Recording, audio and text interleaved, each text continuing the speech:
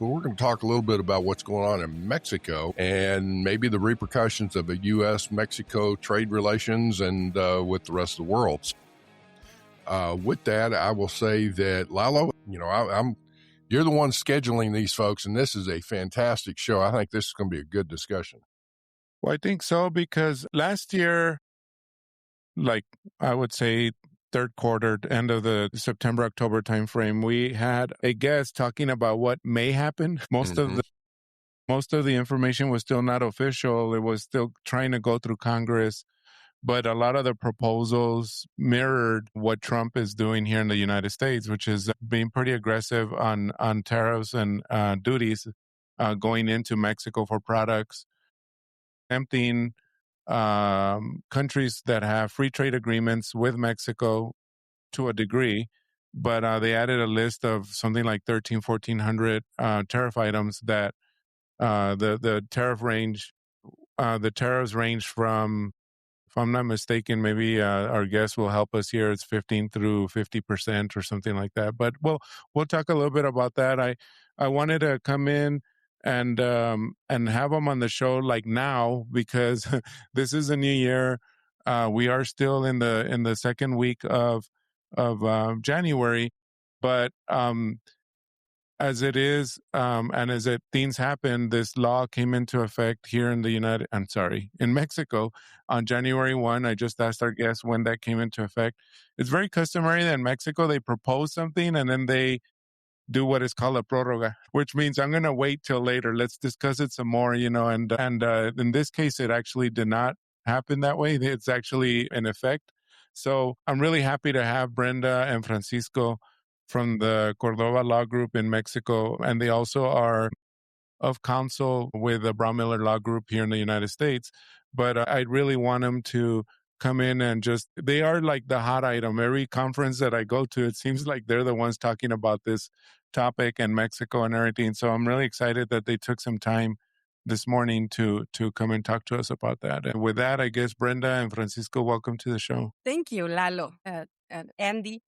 Thank you so much. We appreciate the opportunity to be here in your show. I know it's very popular and that they have a really great quality. So we're so happy to be here with you and appreciate this invitation. Well, you both are so welcome. And I will also say this is that I'm looking forward to, as we're talking through this, as far as the change in what's happening in trade policy with Mexico or from Mexico, and it's a significant change. So let me stop for a second. Folks, if you're listening to this, here's something else you need to be aware of.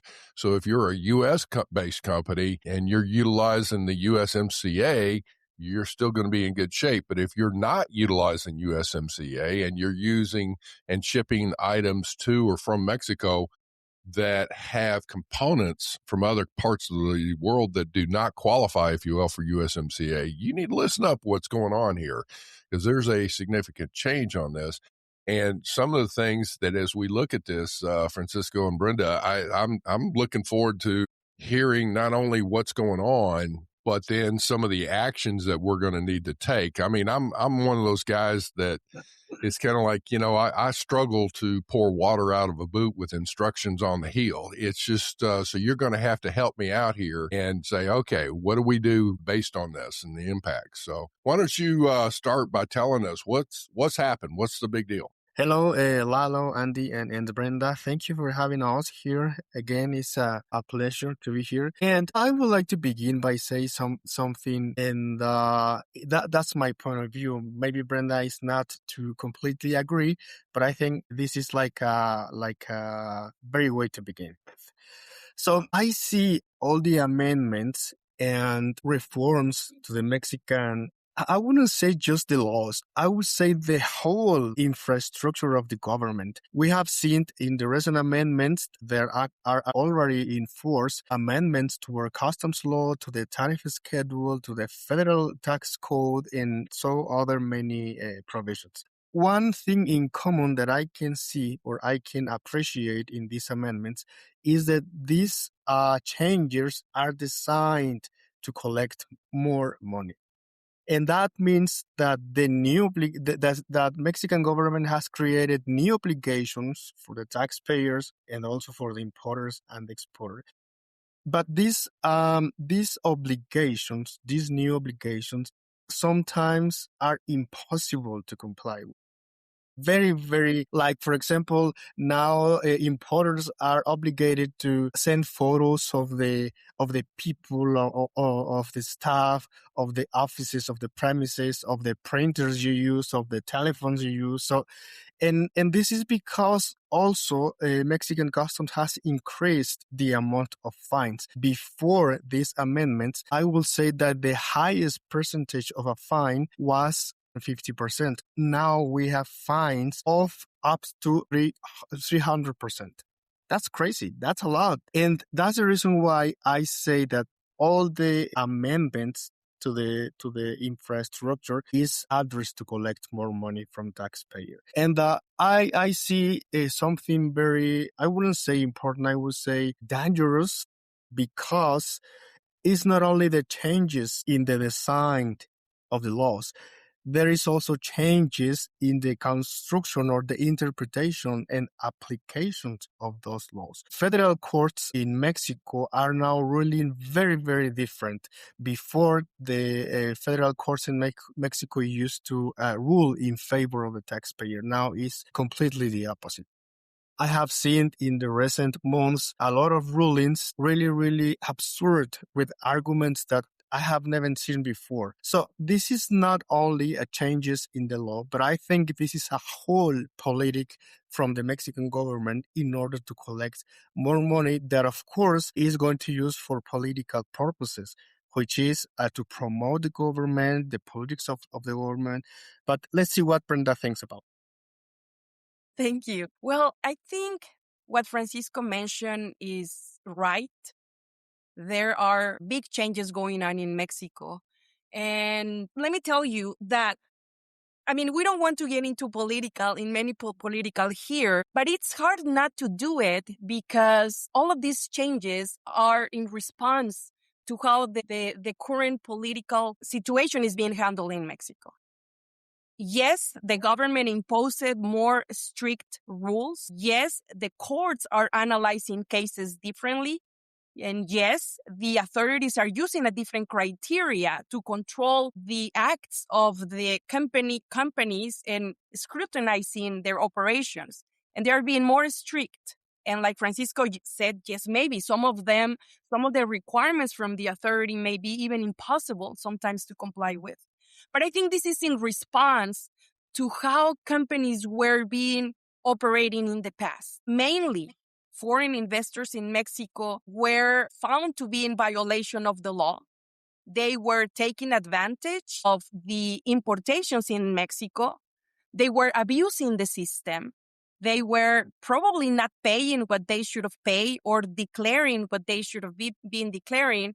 So the government, in a way to control these, they imposed all of these restrictions and make the operations more complex.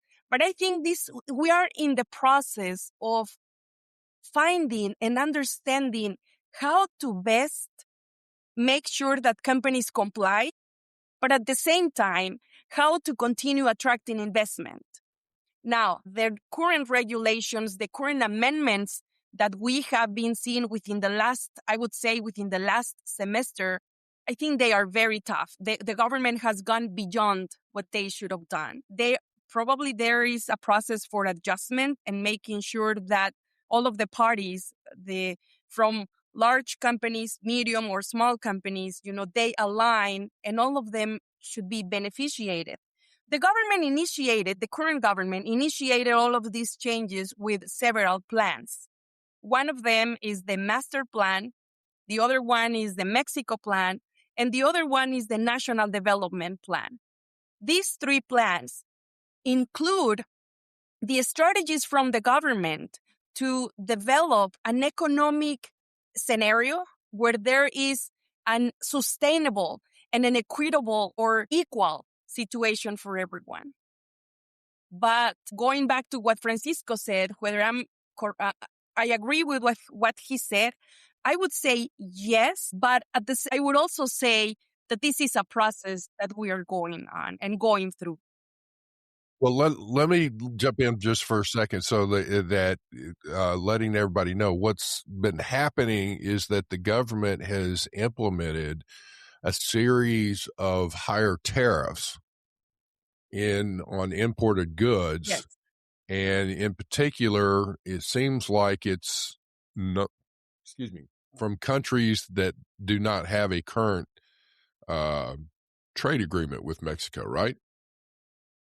Yes. Right. And in addition to that, Andy, it's not just the increase on the tariffs for goods imported into Mexico, but there are many amendments to other regulations, starting from the fiscal code, where any operation which is not found to be in compliance, and when I say not compliance, probably this can be a clerical error or a human error, which can even result in a crime or in a felony.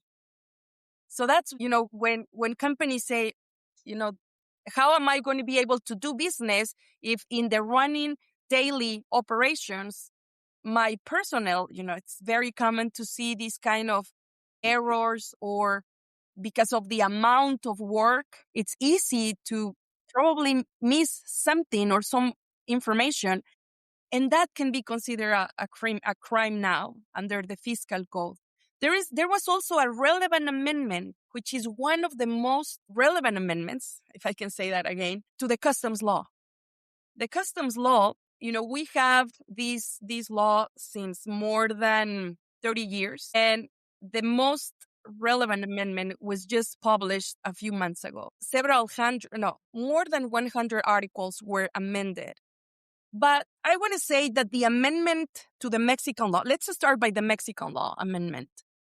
This amendment, I think it already included the obligations for importers, mainly to comply with their operation, to do legal importations, to maintain control of their inventories, to keep track or traceability of their operation. And the new law expressly says all of the records and information that importers must have, maintain, and keep. Under this amendment, also the Customs Authority have the power to negotiate with agreements with an agency from the government, which is called the Digital and Telecommunications Agency, where the government will now be able to use technology and artificial intelligence to monitor operations, so they can immediately find out if whatever you are importing is in compliance or not. So that this is what makes the process more complex for companies, because now they will be required to maintain electronic files with a bunch of contracts and information that, of course, companies should have that, but probably the companies or importers were not organized internally in order to be able to have all of these records ready, handy, and available for the authorities, which is what the authority wants now. So you mentioned the increase on the tariffs, but in addition to that, importers are now being imposed with additional requirements for record keeping and compliance. See, that's what concerns me, and that's what I think what you are alluding to is that, okay, there's a major policy change from the current administration in Mexico. And obviously looking at a significant, tariff increase. So, there's a revenue issue there. But what's concerning, and this usually happens a lot, is that the regulations that are drafted and submitted based on the Mexican laws or legislative items is so bureaucratic, is so much more information and so tedious that it sounds like, I think, Francisco, that's where you were alluding to. It's gotten to where it's really not realistic to be able to enforce all this or for somebody to comply with all of this, right? Yes, and if I can add to what Brenda already mentioned, it's not only the increase in the tariffs, it's also the increase in the prohibited items.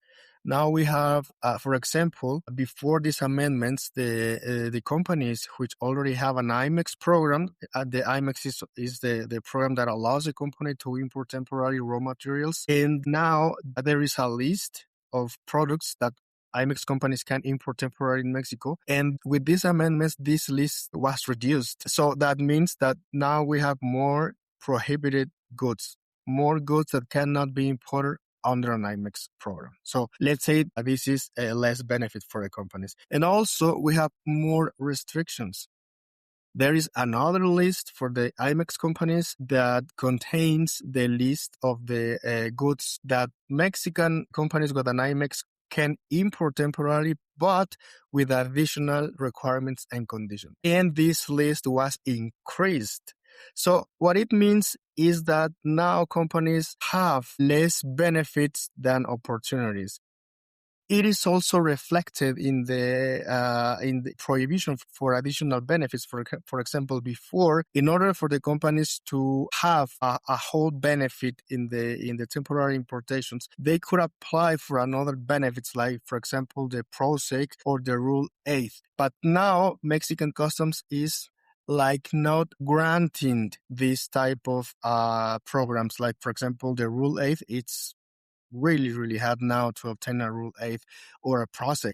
So that means less benefits, more obligations, more restrictions, more prohibited goods.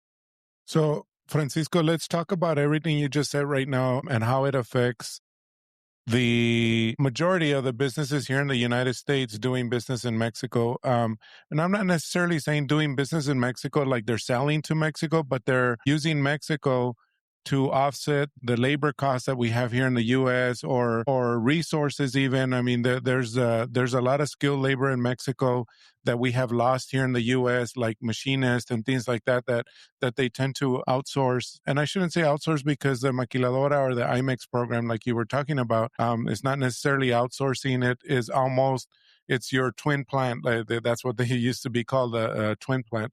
But it's a manufacturing facility that you set up in Mexico. So Regla Octava, you talked about Rule 8. A lot of people here in the U.S., even though they're only speaking Spanish, they usually hear these terms, Regla Octava, PROSEC, IMEX, Maquiladora. So anyway, you're saying that those are very highly restricted now under this new legislation. But do you feel like, well, I mean, I'm just trying to understand how we can help those U.S. managers or U.S. directors on the U.S. side that are dealing with their Mexican counterparts, what they need to know and learn, because I'm pretty sure that right now they're thinking, well, we just came back from the vacations and all of a sudden we can't do this anymore. Do you see that, or do you feel that is what's happening with manufacturers in Mexico that have the U.S. Based operations? Yes, of course, because as you already said, we began this year and with a lot of new amendments and laws. And for example, the tariff codes that you used to import without any restriction, now when you send for customs clearance any item, for example, and then the customs broker tell you, hey, you can not import this anymore under the IMEX, or now this tariff code has a new rate of 50%, or now this tariff code requires a new special permit or an additional requirement or whatever. So I think this is going to be like a transitional period in which the companies and also the rest of the people who are involved in the foreign trade matters are going to be learning in a while. And I think that's going to be a lot of work for the companies, but as well as for the counsels, for the lawyers in Mexico helping. I don't know, Brenda, if you have a different idea or something. Yeah, I would like to confirm what Francisco said. There will be a learning curve. I think this should be more of a concern for companies which have been doing their operations without putting the necessary attention to compliance. Because companies in compliance, having a compliance customs team, of course, they may be having some challenges, but it's going to be easier for them to be able to comply. So those that should be concerned are the companies that were in violation.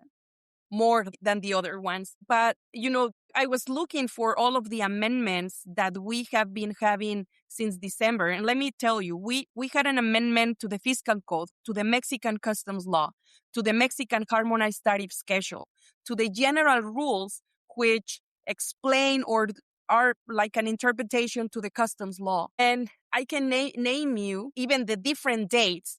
From November 10th until now, we have had these like 10 different amendments. And even today, just before joining this show, I was checking the Mexican Official Gazette, and the government just released several amendments to the attachments to the general customs rules. And all of this information I'm talking, it's hundreds of pages. So as companies are in the process of learning, we as the experts and the attorneys are also trying to keep up with these changes. You were mentioning that in January 1st, some of the amendments became effective. And, we were preparing trade alerts for our clients, and we were sending them as soon as they were being released by the government. And we received responses from the clients that the automatic responses that they were on vacation, returning until January 5th, 7th. And I was like, oh my God, when they come back, they will learn that compliance began since January 1st. Now, there was one amendment which was postponed until March 30th from this year, which is about the value manifest. The value manifest is a requirement for importers where they must declare all of the details of how they determine and how they arrived to a customs value of the goods that they import. This value manifest was a requirement already in place, but this was in paper. This was completed in a hard copy that you printed, downloaded from the internet, completed, and signed it with handwriting, sign, stamp, signature on paper. Now, the government changed this to be electronically submitted by importers. And this was going to be effective on December 8th. But because of all of the challenges and complexities for companies to be able to do this, the government postponed it until April 1st from this year.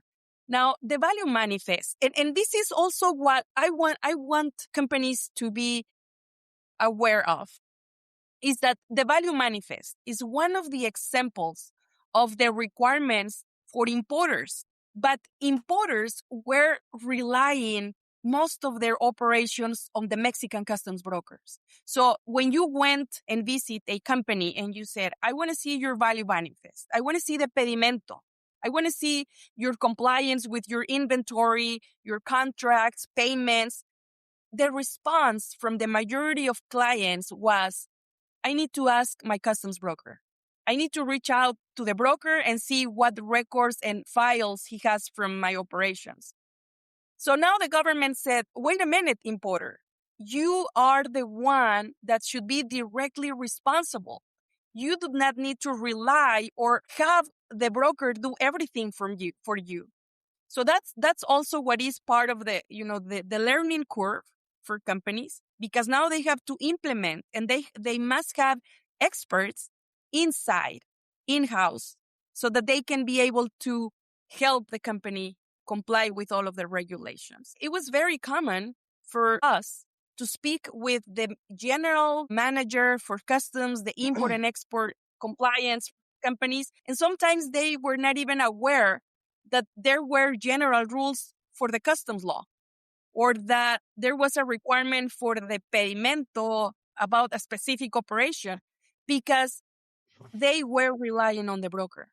Now, the problem is that some brokers abused even the law and even the operations of their clients. They might be even using the clients, the importers' registration numbers to do fake operations. Some of them, not all of them.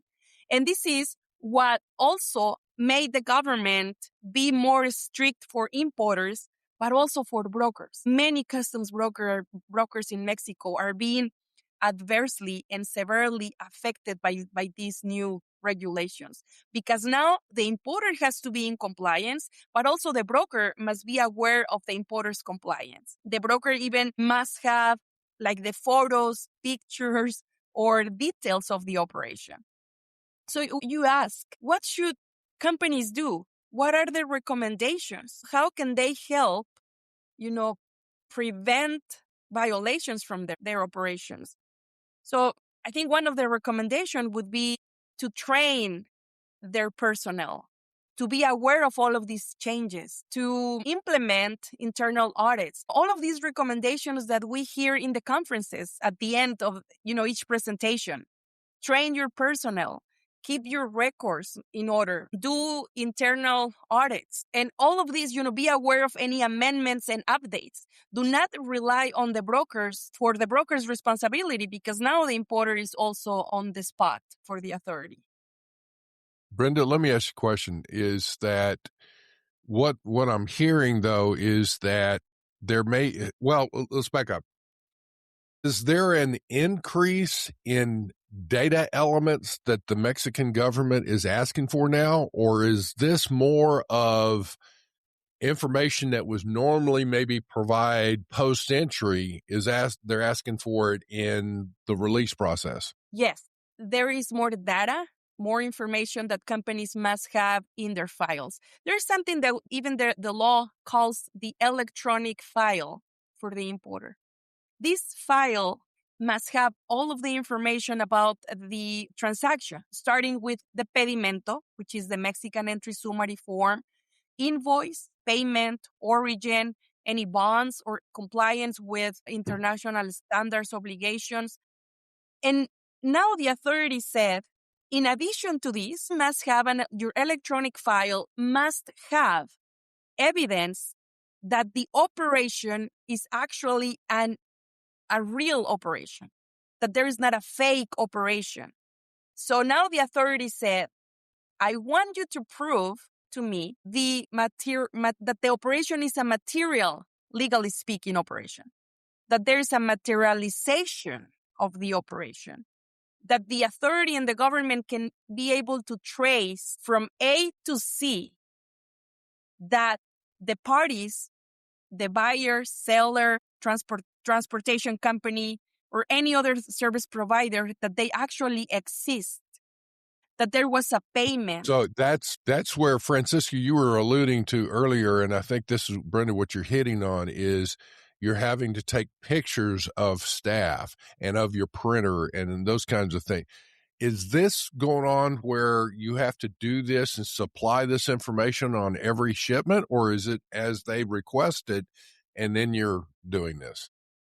Well, let me tell you something very interesting, because as Brenda already mentioned, there has been an increase on the data required by Mexican customs, but also additional information. For example, before, a Mexican customs broker or the importer was obligated to keep the electronic file containing the basic information. Let's say the entry summary, the pedimento, the commercial invoice, certificate of origin, packing list, bill of lading, etc. But also, in addition to that, the Mexican customs broker is also obligated to have a file for the company, not only for the operations, but for the company.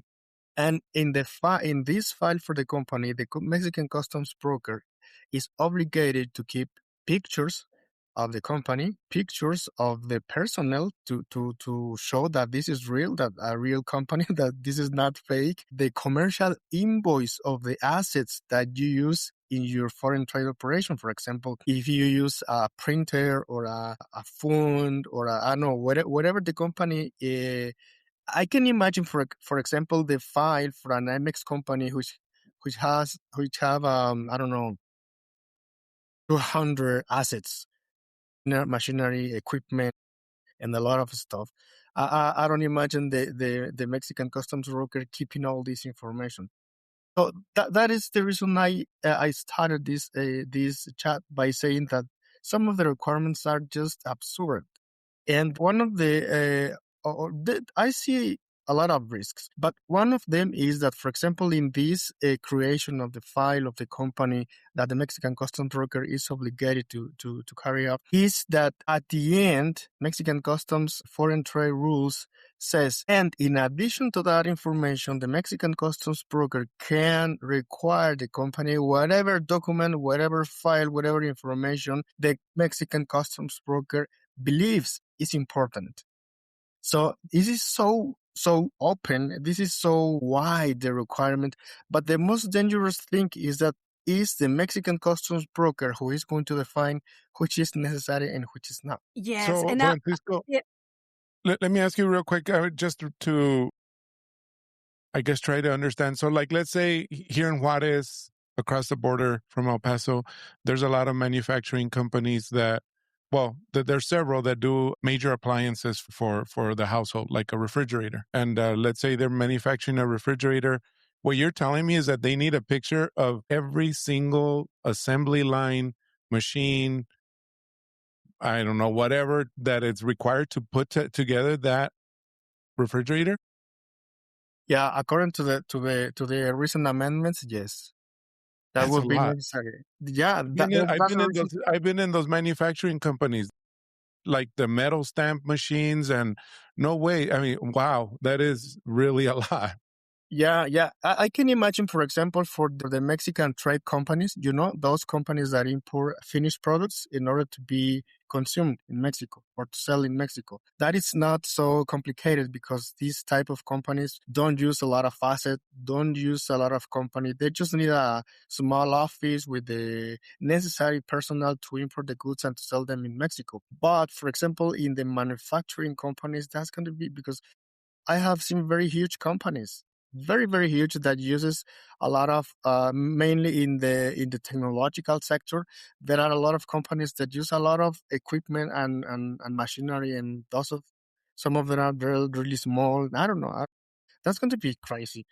And I don't want to. I don't want to imagine the Mexican customs broker telling a company, I need all the register of your inventory of the asset, and also the commercial invoices or the documents that shows that this machinery and equipment belongs to you. That's in addition the photos. That's going to be crazy. Well, I can see where a lot of I got to tell you, some of this discussion, I'm about as lost as a last year's Easter egg.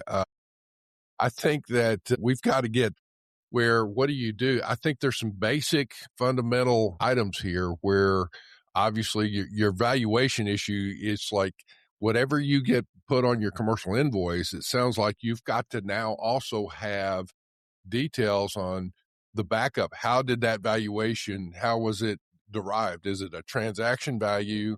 Is it computed? Is it whatever in the US? But it's like, you've got to be able to prove, do you have a bill of sale or some kind of invoice for sale that shows this is the value this is what I paid for it? But also in going through and just making sure your information is correct, including the country of origin. Yes, origin is going to be also a topic that we will be hearing these days, especially because of the upcoming renegotiation of the USMCA and the increase on the tariffs recently published in Mexico. It also had to do with the origin of the components or materials. These goods, if they originate in a country with which Mexico has a free trade agreement, they may import the goods at a reduced rate, provided that they are able to prove, the origin of the goods. So how do they prove the origin? Then we go back to all of these additional requirements that we're talking about. For example, this example about the cotton. How do you prove the origin? That would mean that the certificate of origin would not be enough at the time of entry.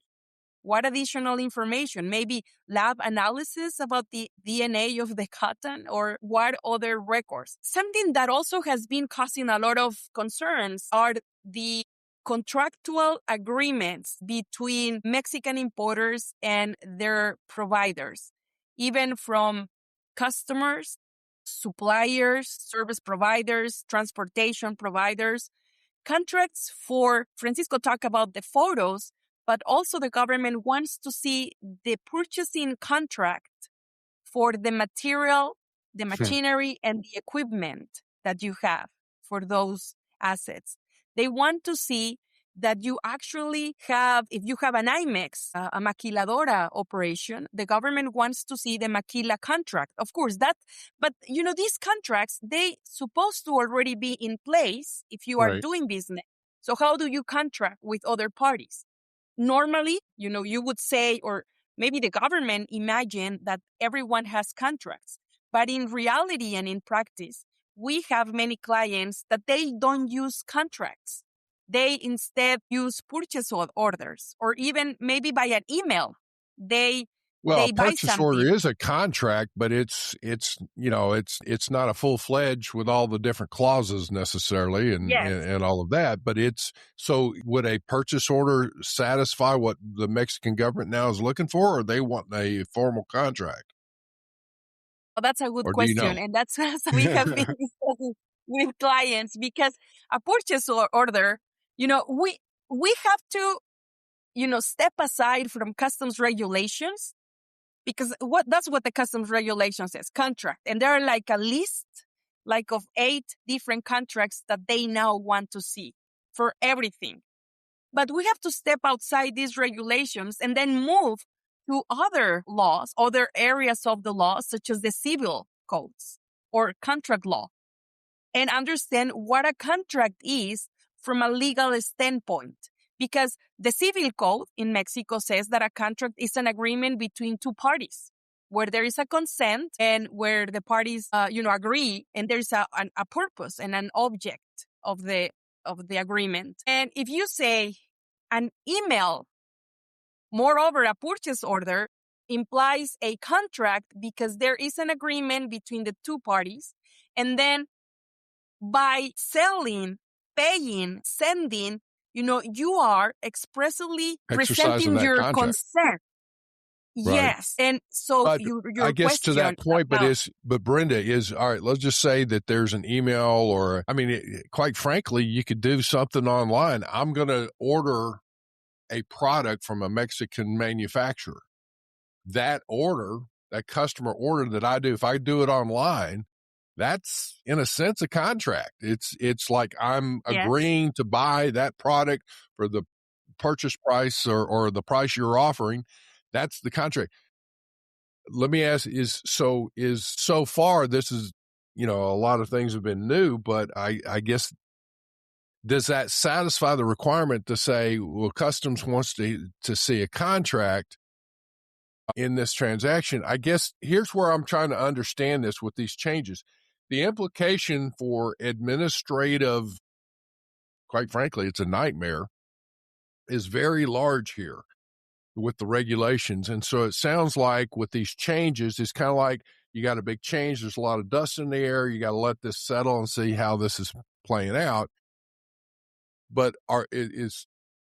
when customs is asking for a contract, they have a suspicion that what has been presented for the transaction sounds like is not really valid, and they're checking that out. So you're not necessarily having to supply a copy of your contract with every transaction, with every importation, are you? It's more as, all right, they're beginning to ask questions here, and then it's when you need to have this available, and you need to have it, sounds like you need to have it available pretty quick too. Yes. So your first question, is a purchase order a contract? Legally speaking, and if it requires the consent and the object or the purpose of the transaction, that should be considered as a contract, legally speaking. Nonetheless, if we have, a review from the authority and they say, I want to see a contract, and if they don't see a document with a title that says contract, they may question or reject that as failure to comply with the contract, with this requirement. So their recommendation so far would be for companies to have contracts or something that at the top says contracts, so that the authority, accepts that. Because, we have been talking about this learning curve for companies, but I would also say that is the same for the government and even for the officers. Mm-hmm. Because if we have the personnel from a company trying to understand how to comply with this, we also have these officers from the government learning how to audit and how to review and how to make sure that companies comply with this regulation. So Now, it's a process for both sides. let me tell you something very, very quickly. Based on my experience especially in the last years, how Mexican customs audits the companies and its documents and information, I can tell you that whatever you provide to Mexican customs is not going to be enough. Always there's going to be a way by which the Mexican customs is going to reject the information you. There have been a lot of cases where the companies provide all their documents, all the information, and even though the Mexican customs says it's not enough. Why? It's not enough, but what is missing? What more information or data you need? No, it's not enough. All right, so it sounds like there's going to be a need here. All right, first off, we probably need to kind of recap here a little bit. So there's been some major changes in the policy of Mexican trade with other countries. There has been an administrative increase, if you will, of data elements and information as a whole, potential additional paperwork and things of that nature. There appears to be an enforcement effort that past arguments from the importer when questioned have been accepted, whereas in today's world, it sounds like things are changing to where that is no longer valid or their arguments are no longer accepted. So that's something that has to be dealt with. I guess the last here is then if people need to educate themselves on what's going on in Mexico, but it sounds like there needs to be a very active, I would say, industry affairs initiative with the private sector, not only in Mexico, but let's say other countries, U.S. and other countries in the world, with trade associations to talk with the Mexican government. Would that be of any benefit, or should, I guess, to say the influence of, here's the impact and here's what's going on to affect change here? What do you recommend? I think, as Brenda already mentioned, training. The companies can listen your podcast, Simply Trade, in order to be updated. I think that's the most important thing. Training the people who is in charge of the foreign trade operations within the company. I think that will be my recommendation. Yeah. And Brenda and Francisco, because I know we need to wrap up here, but I wanted to ask two things or mention two things. Well, ask one question and mention something. So a little bit related to what you just said, training. If you're watching this on YouTube, just look at my screen right now because I'm going to put up a barcode for you to join a WhatsApp group that Brenda and Francisco started. It's a very active group on Mexican customs legislation, and they just started this because of this law, right? So I'm going to put that up on there. I'm not going to make any promises, but somehow I'll put a link or a barcode or something on the show notes. So if you can look at the show notes, I'll put that. Just join it. It's free. It's not going to cost you a penny. It's an active group of folks just discussing all these different things with the Mexican law.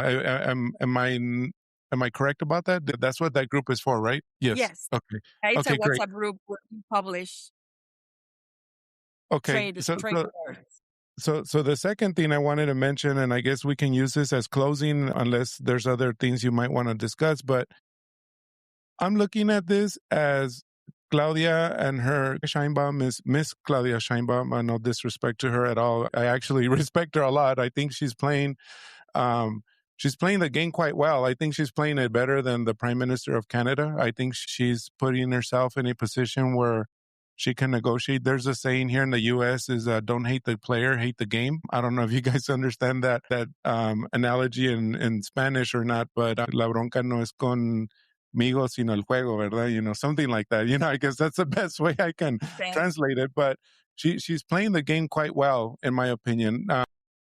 in reference to that, do you think she or the government in Mexico is trying to position themselves to have some leverage going into the USMCA agreement, number one? Number two, getting preferential rates for non-USMCA products? Because here we are on Wednesday, January 14, and today I haven't heard yet, it's still early, if the Supreme Court has released the decision with the IEPA case. It's supposed to come out today. Well, I'm sorry. Everybody thinks it'll come out today. And it's coming out soon. Yeah. So if it's not today, it'll come out soon, like Andy said. So that's going to also increase rates for non-USMCA and everything. I'm wondering if she's, again, playing the game and making sure that Mexico is well positioned. We recently had an episode with a really good data analyst company who told us that Mexico, for the third year in a row, is the leading partner for the U.S. for trade. But this year, or this last year, the phenomenon is that they are the leading importer, leading exporter, and trade altogether. And that has never happened since like 15, 16, 17 years. So Mexico, I think, is well positioned, but I think the U.S. wants to be concerned that, like Andy said, that Chinese products are not getting imported into the United States indirectly through Mexico because they're being assembled as other products. So, I mean, I don't know. Again, I just wanted to mention that.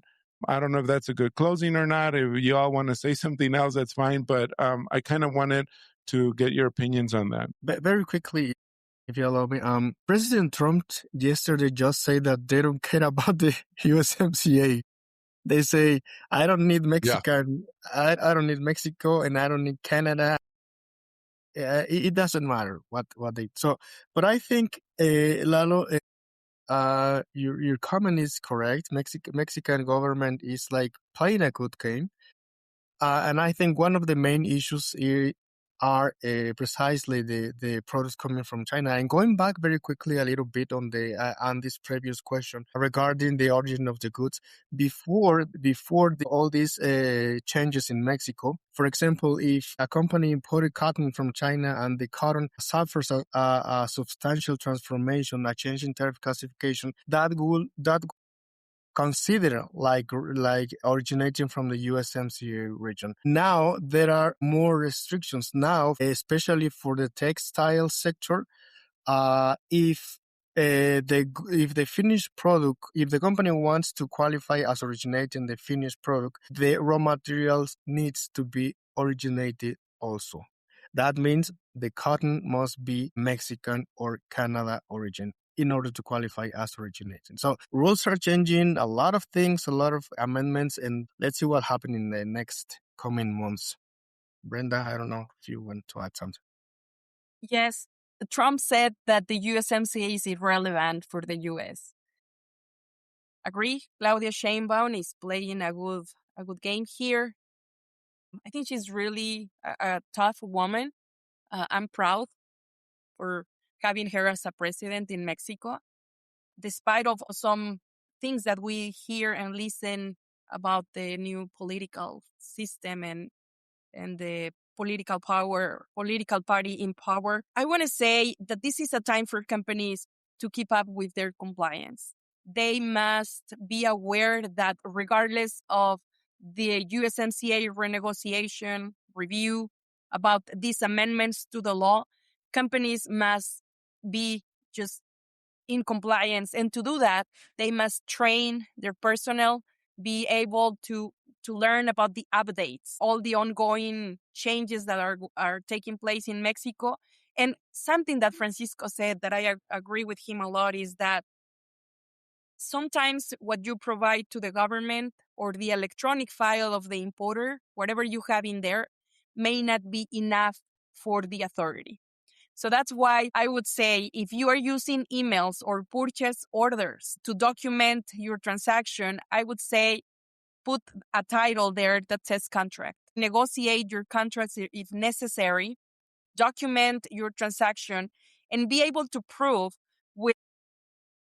from A to C that your operation really exists. Because even if nothing can be enough or satisfies the government requirements, the more information you have can help you and put you in the best situation versus having nothing and dealing with a government that may be hard to please with their requirements.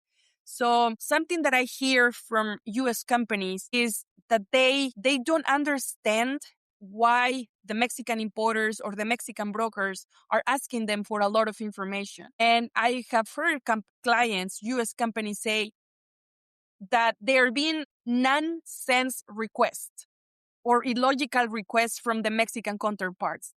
And my response is, may sound like nonsense, but in Mexico, today is the time for provide more than what the government is requesting, more than what the government is listing under the law. And this is like a cultural thing in Mexico.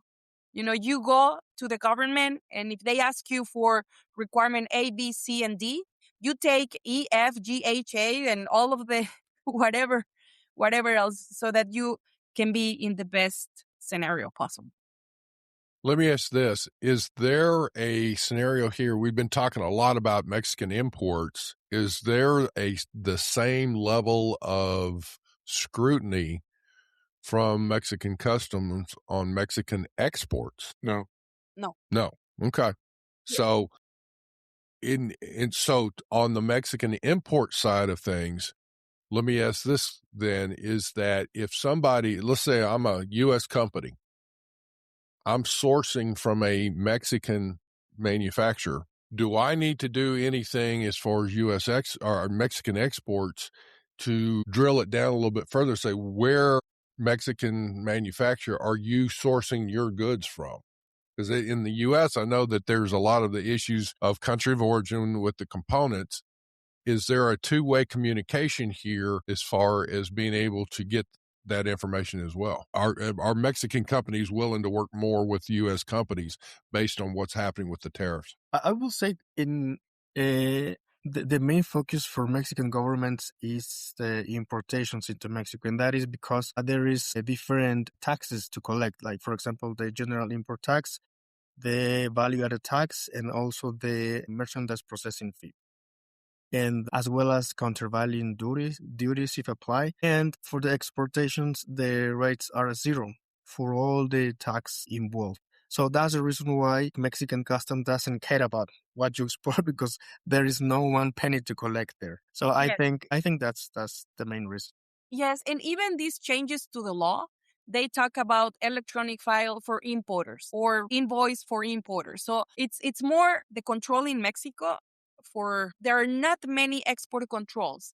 Now, of course, this depends on, for example, if you have an IMEX, where you temporarily import foreign materials to produce a finished good, which is then going to be exported or returned abroad. That's where the government wants to make sure that you export on time, that you export or return under the IMEX program correctly. Now, there are something about the Wassenaar Agreement, which is for export controls, but this is mainly for things that are controlled under the U.S. arm or umbrella. So but the Mexican arena is not a lot of export controls enforcement as it is on the U.S. Okay. Well, with that, it sounds one of the key things is any obviously in Mexico, or if you're a global company, multinational company that has a Mexican operation, obviously one of the things that needs to get together is come together with multiple departments so that you can look to see definitely your import compliance group, but your sourcing, Yes. your logistics, your legal, definitely information technology, the IT folks need to come together and talk through what contracts do you currently have? What's your business? What are you looking at? And zero in on saying, okay, we're doing fine here. All this is domestic source, but this may be, foreign sourced from another country other than Mexico, and walk through that process to say, do we have the information? Are we at risk? and where are the weak points that you need to shore up? Does that sound like a good plan of action? I think you put it in a very, very good way. It's a time for having all of the departments involved to communicate with each other, because it's more than likely probably that the legal department is the one that has the contracts. So now they should be able to share them with the customs compliance department. Another recommendation for companies is to confirm that the parties that they deal with are also in compliance. And this was also a relevant change, right, Francisco? Where if you buy from a company who is in violation of the law, the government can even cancel the buyer's permit or operation or affect the buyer, even if the buyer is a company in compliance and in good shape. But if the parties that he deals with are in violation, he will be affected. So that's something which is major. So before you buy from someone, confirm and validate their tax and customs compliance. Okay. That's all. Well, listen, we're going to need to wrap this up, but I will say that, folks, this is one of those where, again, it may not be the most exciting in one respect. On the flip side of that, if you don't have your information correct and your record retention in place and an audit trail to where you can go and find the appropriate information, you're going to be in trouble. So this is one of those where I would say, and definitely then it gets exciting because all of a sudden now you've got customs and authorities knocking on your door wanting information, and suspension of your import privileges is a big deal, and that affects your business line. So I will say that we will have Brenda Cordova's and Francisco de la Cruz's information, contact information in that WhatsApp in our show notes. And if you have some questions, these are some great people to reach out to regarding Mexican imports. So Brenda, Francisco, thank you so much for being on our show. This is one of those things where, to be honest, it's like kind of makes me as jumpy as a long-tailed cat in a room full of rocking chairs. I was like, holy smokes, there's a lot of potential risk here. Many risks out there. Yeah. All right, folks, y'all have a great day. Thank you. Thank you to all. It's a pleasure to be here. A pleasure. Buen día. You know. Bye.